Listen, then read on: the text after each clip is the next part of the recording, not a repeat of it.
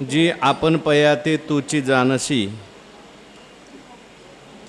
आणि का ते सांगावयाही समर्थ होशी तरी आता एक वेळ घामपुसी आरतीचे निडळीचा घालते नाही होय त्या मागच्या नमो ज्ञानेश्वरा निवृत्ती उदारा सोपान देवा मुक्ताबाई नमो त्रिभुवन पावनी आद्यत्रयी जननी देवाची भगवंताच्या कृपेने सर्व संतांच्या आशीर्वादाने पुण्यसलीला इंद्रायणी मातेच्या पावन तीरावर संजीवन समाधिस्थ ज्ञानोबरायांच्या या पवित्र अशा अलंकापूर नगरीमध्ये वारकरी शिक्षण संस्था आणि आळंदी देवस्थाने यांच्या माध्यमातून सुरू असलेली आपली ही नित्याची ज्ञानेश्वरी प्रवचन सेवा सेवेकरता उपस्थित असणारे माऊली स्वरूप सर्व भाविक भक्त श्रोते सज्जन माता भगिनी सर्वांच्या चरणी वंदन करून आपण सर्वांनी मिळून ही चिंतन सेवा या ठिकाणी करायची आहे। भगवान श्रीकृष्ण परमात्मा अर्जुनांचं निमित्त करून दिव्य असा गीतेचा उपदेश करतात आणि तो गीतेचा उपदेश संत ज्ञानेश्वर महाराजांनी ज्ञानेश्वरीच्या माध्यमातून आपल्याला विस्ताराने सांगितलेला आहे। 10व्या अध्यायाचा आपला विषय सुरू आहे। 10व्या अध्यायामध्ये 15व्या श्लोकाचं चिंतन आपलं सुरू आहे। 15व्या श्लोकामध्ये अर्जुन भगवान परमात्म्याला म्हणतात, देवा तुम्ही आपल्याला स्वतः जाणण्यास योग्य आहात, कारण आपण पुरुषोत्तम आहात। सर्व भूतांची उत्पत्ती, सर्व भूतांचं नियमन, सर्व देवाचे देव आणि ह्या जगाचे पती तुम्ही आहात। याचं चिंतन आपलं सुरू आहे। भगवान परमात्म्याचं जे स्वरूप आहे, सगुण स्वरूप असेल निर्गुण स्वरूप असेल, हे जाणण्याकरता फक्त भगवान परमात्माच योग्य आहे। देवालाही भगवंताचं स्वरूप कळत नाही, दानवांना कळत नाही, मानवांना सुद्धा कळत नाही। अर्जुन महाराजांना भगवंताला विभूती विचारायच्यात, कारण भगवंताचं ध्यान जर करायचं असेल तर भगवंताच्या विभूतीपासून सुरुवात करावी लागते। एकदम निर्गुण निराकार परमात्म्याचं ध्यान घडेल का? मी तुम्हाला म्हटलं ध्यान करा, तुम्ही म्हटले कशाचं ध्यान करायचं? म्हटलं काही नाही याचं ध्यान करायचं। अहो काही नाही याचं कसं काय ध्यान करणार? ध्यान करण्याकरता काहीतरी आलंबन लागतं आणि म्हणून तुमच्या आमच्या सर्वांच्या करता अर्जुन महाराजांनी प्रश्न विचारलेला आहे। ध्यानामध्ये अनेक प्रकार आहेत, निर्गुण निराकार, सगुण निराकार आणि सगुण साकार। निर्गुण निराकाराच्या संबंधाने मागे विषय झालेला आहे। सगुण निराकार असलेल्या ईश्वरासंबंधी सुद्धा 4थ्या अध्यायात भगवंतांनी सांगितलं आहे। पण ही दोनही ध्यानं अवघड आहेत।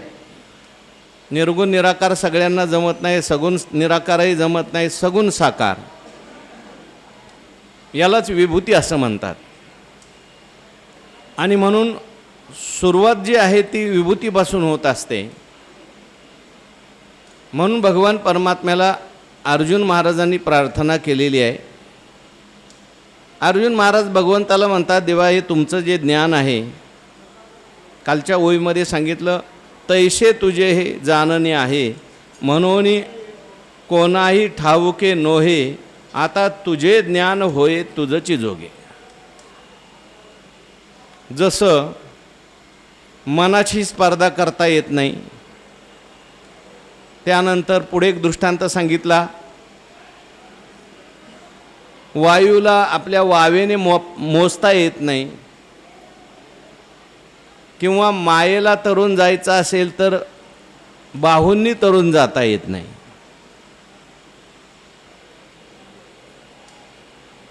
मनाचा वेग खूप आहे, म्हणून मनाशी स्पर्धा करता येत नाही आपल्याला। वायूसुद्धा त्या ठिकाणी सूक्ष्म आहे, वायूला मोजता येत नाही, व्यापक आहे तो. आणि माया जी आहे ही माया लौकिक बाहूनी तरून जाता येत नाही. ही माया नदी जी आहे ती भयंकर आहे. ज्ञानोबारायांनी 7व्या अध्यायात चिंतन केले, आपण ते सगळं पाहून आलो. गुण घनाचे नि वृष्टी भरली मोहाचे नि महापुरे, घेऊनी जात नगरी यमनियमांची. हां, ते सगळं वर्णन तिथं त्या ठिकाणी. जे तर द्वेषाच्या वरती दाटत मत्सराचे वळसे पडत, माझी प्रमदादी तळपत महामीन. भयंकर असलेली माया नदी आहे. आणि माया नदी तरून जाण्याकरता आपण लौकिक क्रियेद्वारे किंवा लौकिक बाहू शरीराने आपण ती नाही तरून जाऊ शकत. त्याच्याकरता, कारण ती माया जी आहे ती सगळ्यापेक्षा व्यापक आहे आणि सूक्ष्म आहे. वास्तविक पाहता माया जाणली की मायेतून तरून गेलाच. कारण माया जी आहे ती आहे, खरी आहे का खोटी आहे? खोटी आहे, मानलेली आहे, अज्ञान आहे. पण तिला जाणणं अवघड आहे, कारण ती सूक्ष्म आहे, व्यापक आहे. आता मायेचा नियंता परमात्मा तो मायेपेक्षाही व्यापक आहे, सूक्ष्म आहे. म्हणून देवाचं ज्ञान होणं थोडंसं कठीण आहे आपल्या बुद्धीने. तैसे तुझे हे जाणणे आहे, म्हणून कोणाही ठावके नोहे. म्हणून कोणाला सुद्धा तुझं ज्ञान लवकर होत नाही. देवाला होत नाही, दानवाला होत नाही, मानवाला होत नाही, मोठे मोठे ऋषी त्यांनाही लवकर होत नाही. मग होतच नाही का? आता तुझे ज्ञान होये तुझची जोगे. तुझं ज्ञान जे आहे ते तुझ्यासारखंच आहे. म्हणजे काय? परमात्म्याचं ज्ञान परमात्म्यासारखंच आहे. म्हणजे परमात्म्याचं ज्ञान जे आहे, सगुणाचं ज्ञान असू द्या, ऐश्वर्य आदी गुणांचं ज्ञान किंवा निर्गुण स्वरूपाचं ज्ञान आहे, ते दुसरं कोणी जाणू शकत नाही. त्याच्यासारखंच आहे.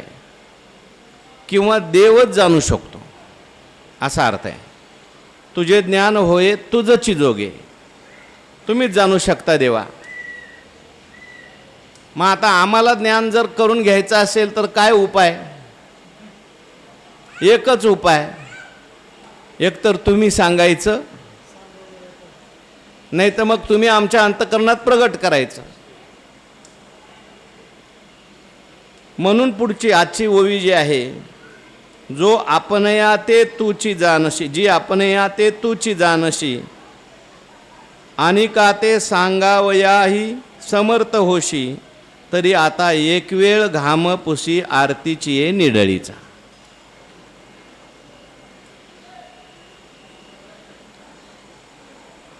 जी आदरार्थी वापरलेला आहे. आपण याते तूची जानशी. तुम्ही स्वतःला तुम्ही जाणता. जरी दुसरे जाणू शकले नाही तरी देवाला जाणायचं असेल तर भगवान परमात्मा स्वतःला जाणतो. आणि आपण काल पाहून आलो, देवाला जाणण्याकरता कुठल्याही गोष्टीची गरज पडत नाही. देवाला गुरुची गरज पडत नाही, शास्त्रांची गरज पडत नाही. हां, काय म्हणले?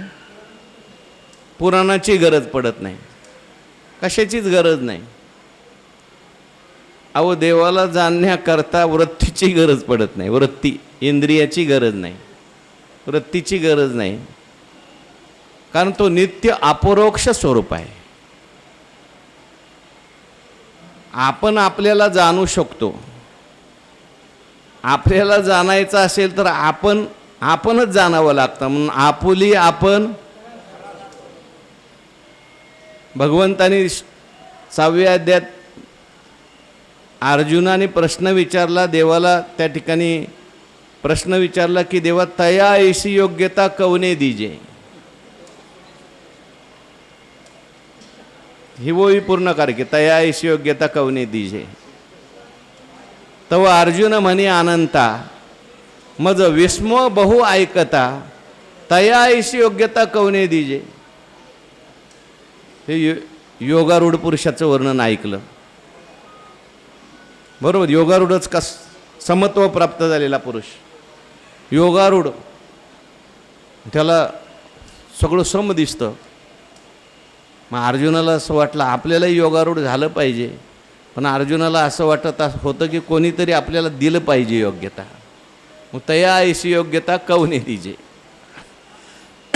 भगवंताने हसून त्या ठिकाणी उत्तर दिलं. मग हसून श्रीकृष्ण म्हणे पार्था नवल तुझे हे बोलणे ते तर कवनाशी काय दिजेल कवने अद्वैती. ते कोणी कोणाला काय द्यायचं बाबा, आपणच आपल्याला जाणायचं, दुसरं आपल्याला कोणी जाणू शकत नाही.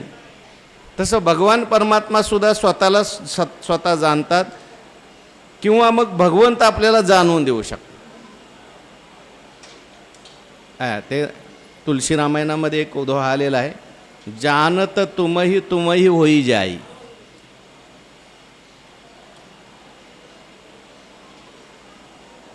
त्या ठिकाणी भगवंत ज्याला जाणवून देतो ते वाल्मिकी ऋषी म्हणतात, देवा ज्याला तुम्ही जाणवून देताना तो जाणतो आणि जाणल्यानंतर जानत तुमही होई जाई, तो तुमच्या स्वरूपाला प्राप्त होतो.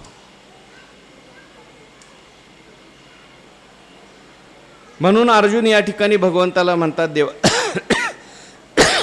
जी आपण या ते तूची जाणशी. तुम्ही स्वतःला जाणता म्हणजे आता हे सगुण स्वरूप निर्गुण स्वरूपाचं नाही, सगुण स्वरूपाचं सुद्धा आहे. उलट सगुण निर्गुण स्वरूपाला तरी जाणणं एका वेळ सुलभ आहे, कारण ते जाणणं सगळ्यांचं एकच आहे. सगुण स्वरूपाचं जाणणं आवड आहे. देवाचं ऐश्वर, देवाचे गुण सर्वसामान्याला कळत नाहीत, देवालाच कळतात. उलट ज्ञानोबारांनी तर म्हटलंय देवालाही कळत नाही. काय विसुरा काय येणे तो ईश्वर कवळावा कवने, जो आपले मान नेणे, तो विषय वेगळा आहे. पण इथे मात्र तो निर्गुणाचा विषय आहे. पण या ठिकाणी सगुण जे काही गुण आहेत, ऐश्वर्य आदी जे काही गुण आहेत, शक्ती आहेत, ह्या सगळ्या देवाला माहिती आहेत. आपण त्या देवाच्या शक्ती जाणू शकत नाही, ज्ञान जाणू शकत नाही, गुण जाणू शकत नाही, पण भगवान परमात्मा हे सगळं जाणतात. आता हा मूळ प्रश्न जो आहे तो सगुण संबंधी आहे. अर्जुन महाराजांना तुमच्या आमच्याकरता देवाकडून विभूती प्रगट करायच्यात. कोणत्या कोणत्या देवाच्या विभूती आहेत, काय काय देवाचे गुण आहेत, काय काय देवाच्या शक्ती आहेत, जेणेकरून आपल्याला त्या गुणाच्या माध्यमातून, शक्तीच्या माध्यमातून, विभूतीच्या माध्यमातून देवाचं ध्यान करता आलं पाहिजे. म्हणून जे आपण या ते तूची जाणशी आणि का ते सांगावयाही समर्थ होशी. केवळ तुम्ही जाणता असं नाही, सांगण्याकरता सुद्धा, दुसऱ्याला सांगण्याकरता तुम्ही समर्थ आहात. नुसतं जाणून उपयोग नाही बरं का, ते सांगता पण आलं पाहिजे. आता एकतर कोणी जाणूच शकत नाही, मग सांगू शकतो का? आणि सांगितलं तरी ते यथार्थ असणार नाही, कारण जो जाणू शकतो भगवंताच्या गुणाला तोच सांगू शकतो. आता भगवान परमात्मा जाणतात आणि म्हणून अर्जुन महाराज म्हणतात, तुम्हीच जाणता आणि तुम्हीच सांगण्यास समर्थ आहात. भगवान परमात्म्याकडे ती शक्ती आहे, कर्तुम अकर्तुम अन्यथा कर्तुम शक्ती आहे. कोणालाही भगवान परमात्मा सांगू शकतात. अनेक अशा अनाधिकारी लोकांनाही देवाने ज्ञान सांगितलं, ते फलद्रूप झालं देवाच्या कृपेमुळे. म्हणून देवाने ठरवलं, अर्जुन महाराजांना माहिती आहे की भगवान परमात्मा सांगू शकतात, त्याचं ज्ञान भगवंतांनी सांगितलं तर ते फलद्रूप होईल. उद्धव महाराजांना सांगितलं, आणखीन कोणाकोणाला सांगितलं. हो, ध्रुव बाळाला तर भगवंतांनी शंकाद्वारेच त्या ठिकाणी आपलं ज्ञान संक्रमित केलं. म्हणून आणि का ते सांगावया समर्थ होशी. दुसऱ्याला सांगण्याकरता तुम्ही समर्थ आहात, कारण तुम्ही जाणता आणि तुम्ही यथार्थ सांगणार आहे. सांगणारा सुद्धा काय पाहिजे? यथार्थ पाहिजे. त्याच्यामध्ये भ्रम, प्रमाद, विप्रलिप्सा, कर्णापाटव हे दोष सांगितले. सांगणारा सुद्धा कधी कधी आपल्याला माहिती नसलं चुकीचं सांगतो. त्याला माहिती आहे, श्रोत्यांना तरी कुठं काय कळतं. शिष्यांनी गुरुला विचारलं, गुरुजी व्यासपीठ कशाला म्हणतात? आता गुरुलाच माहिती नव्हतं, तो कधी प्रवचनालाच गेला नव्हता. ते म्हटले, जसं आपल्याकडे ज्वारीचं पीठ आहे, गव्हाचं पीठ आहे, तसं अमेरिकेमध्ये व्यास नावाचं धान्य आहे, त्याचं पीठ करतात, त्याला म्हणायचं व्यासपीठ. आता त्या शिष्यांना माहिती नव्हतं म्हणून गप्प बसले. ज्ञानी असते तर कशा करता आपलं बोलणं चाललंय? भगवान परमात्मा सांगणार आहे. आधीची विवेकाची गोठी, वरी प्रतिपादी श्रीकृष्ण जगजेठी.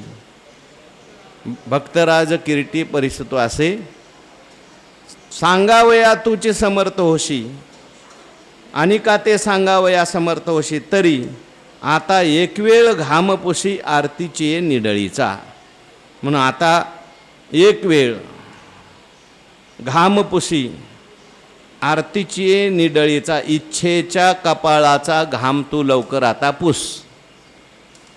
म्हणजे मला सुद्धा त्या ठिकाणी इच्छा निर्माण झालेली आहे तुमच्या विभूती जाणण्याची. आणि त्या विभूती जाणण्याकरता आर्तता निर्माण झालेली आहे, नुसती इच्छा नाही. इच्छा वेगळी आणि आरती वेगळी. आर्तता निर्माण झाली, अति तीव्र इच्छा निर्माण झाली. इतकी इच्छा निर्माण झाली की आता घाम आलेला आहे तिला.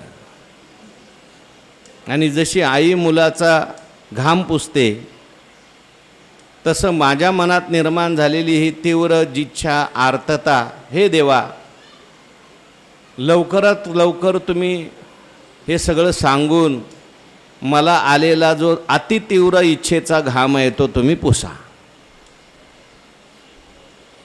लवकर लवकर मला तुमच्या विभूती सांगा, असं भगवान परमात्मा म्हणतात. अर्जुन म्हणतात भगवंताला. आणखीन मी का सांगू बाबा तुला?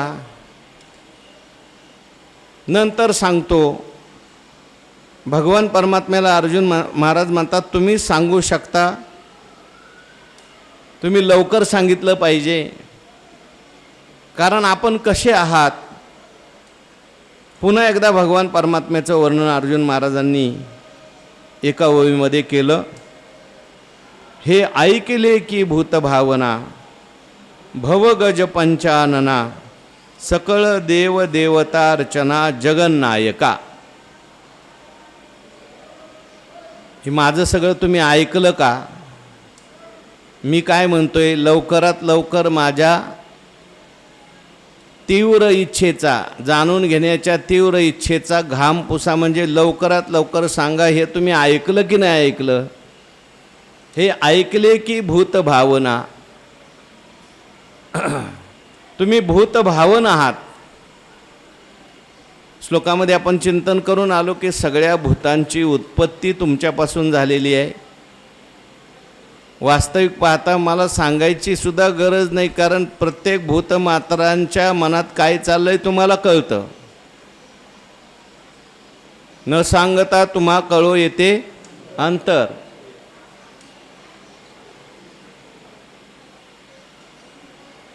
भगवंताला भूतभावन म्हटलंय. 9व्या अध्यायातही भूतभावन शब्द आला. भूत रश्मीचे नि आधारे जैसे, नवे तेची मृगजळ आभासे, माझ्या ठाई भूतजात तैसे आणि मातेई भावी, मी ये परीचा भूतभावनो, परी सर्व भूताशी अभिन्नो, जैशी प्रभा आणि भानू एकचिते. भूतभावना म्हणजे भगवान परमात्म्याच्या ठिकाणी ही भूतांचा आभास आहे. सगळा भासलेली आहेत सगळी भूत परमात्मा स्वरूपाच्या ठिकाणी. म्हणून ही भूत परमात्म्यापेक्षा वेगळी नाही. म्हणजे आम्ही तुझ्यापेक्षा काही वेगळे नाही. म्हणून तुमचं जे ज्ञान आहे ते आमचं ज्ञान झालं पाहिजे. म्हणून लवकरात लवकर देवा तुम्ही सांगा, तुम्ही भूतभावन आहात, भव गज पंचानना, तुमचं कामच काय आहे, तुम्ही कसे आहात, भव गज पंचानन, भवरूपी जो गज आहे त्या गजाकरता तुम्ही पंचानन आहात. भव म्हणजे संसार, आणि संसाराला हत्तीची उपमा दिलेली आहे. जास्त हत्ती बलाढ्य असतो, शक्तिमान असतो, तसा हा संसारसुद्धा बलाढ्य आहे, शक्तिमान आहे. ब्रह्मादिका पार नुलंगवे सामर्थ्ये, करिता विचारतो हा दृढ संसार. ब्रह्मादिका पार नुलंगवे सामर्थ्य, आपल्या सामर्थ्याने ब्रह्मादिक देवांना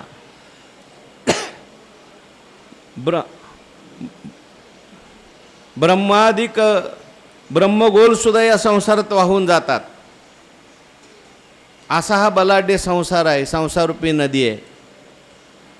स्वसामर्थ्याने तरुण जाता येत नाही. परंतु असा जरी हत्तीसारखा असला, किती बलाढ्य हत्ती असला, शक्तिमान हत्ती असला तरी सुद्धा सिंह जर समोरून आला तर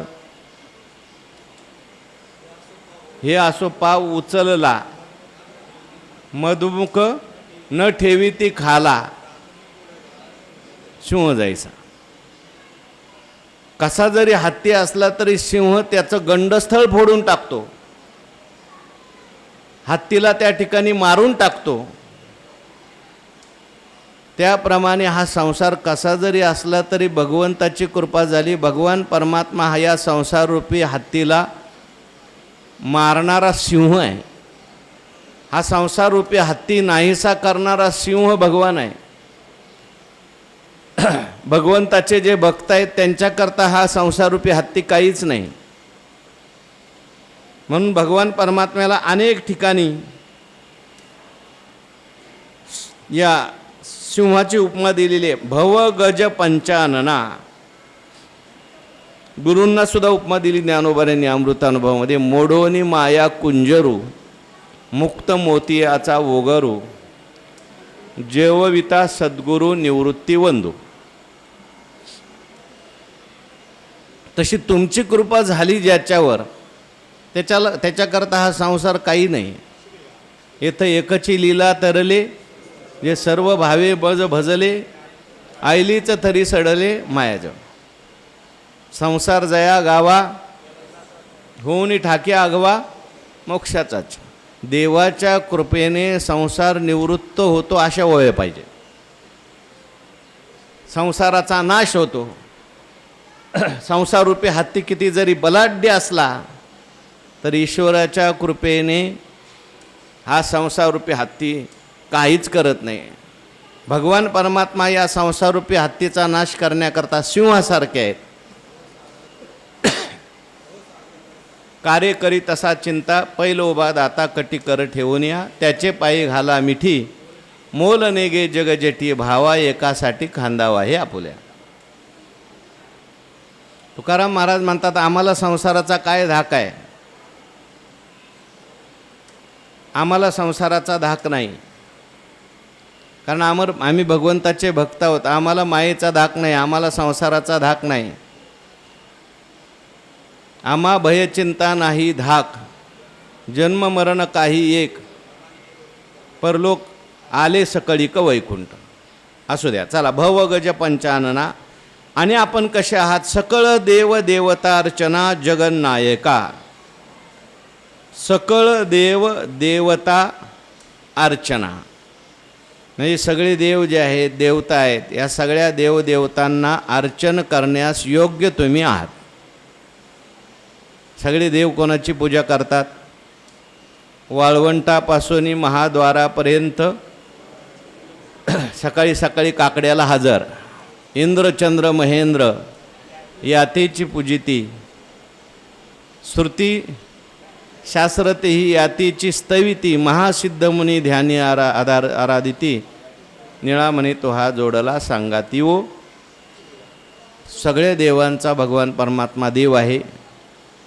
सगळे देव भगवंताची पूजा करतात, अर्चना करतात. या गोपाळांनी भगवंताला सांगितलं, नंदबाबाला वैकुंठ दावून आणलं तसं आम्हालाही दाखवून आण.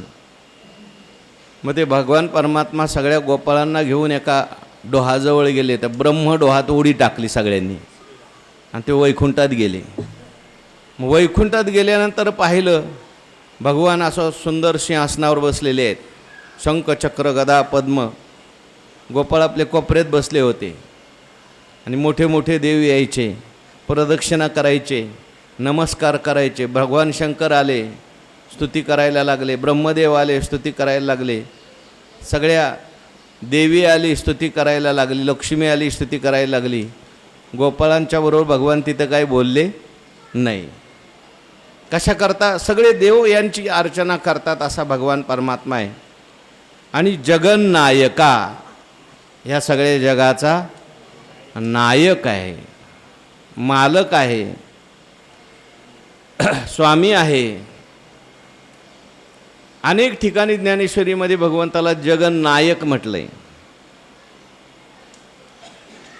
त्याच्यामध्ये जगन्नायकामध्ये काय सांगायचंय नेमकं?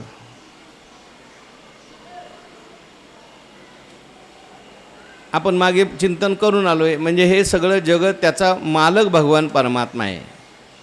आकाशे सर्वत्र वसावे वगैरे ते घेता येतं आपल्याला. संपूर्ण जगत परमात्म्या स्थिती राखणं, या जगताचा लय करणं, जगताची उत्पत्ती करणं, याचं सगळं नियमन करणं, रक्षण करणं, म्हणून परमात्म्याला जगन्नायक म्हटलं. म्हणून असे तुम्ही आहात. अर्जुन महाराज भगवंताला त्या ठिकाणी म्हणतात, किती वर्णन मी करू तुमचं देवा. जरी थोरी तुझी पाहत आहो, तरी पासी उभे ठाकावयाही योग्य नोहो. या स्वच्छता जरी विनवो बिहो, तरी आन उपाय नाही. जर तुमचा थोरपणा आम्ही जर पाहायला लागलो,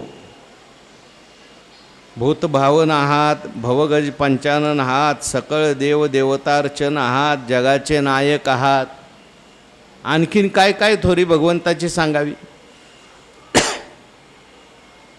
देवाची थोरी सामान्य आहे का? काय शंभूचे तप न पुरे, लक्ष्मीचे थोर पण न सरे, देत शंभूचे तप न पुरे, एरं प्राकृत हेंदरे केवी जाणवल आहे. तिथल्या 2-3 ओव्या महत्त्वाच्या आहेत. भगवान शंकर म्हणजे काय सामान्य वाटले का? करिता तापसाची कडसनी, कवनट जवळा ठेवीजे शूळ पाणी, तो या अभिमान सांडोनी पायवनी माथावा आहे. तपाच्या बाबतीत जर विचार केला, तपस्वी लोक सगळे जगातले आणले, भगवान शंकरांच्या बरोबरील एके तरी तपस्वी येईल का? काय भगवान शंकरांचं वर्णन करावं. आज श्रावण सोमवार आहे, किती तप भगवान शंकरांचं. हो, गुंती जाणून स्मशानी वास केला, आईशा पैजा